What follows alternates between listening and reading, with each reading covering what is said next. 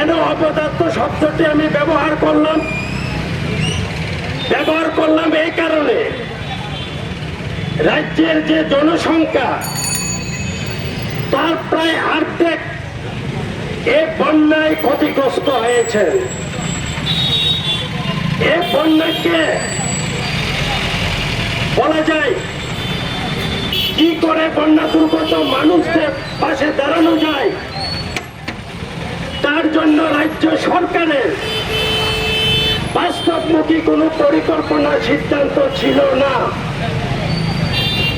বন্যা দুর্গত মানুষদের পাশে রাজ্য সরকার এবং রাজ্য সরকারের বিভিন্ন দপ্তর সেভাবে দাঁড়ায়নি। বন্যায় শুধু জনসংখ্যার অর্ধেকই ক্ষতিগ্রস্ত হয়েছে, বিষয়টা এরকম নয়।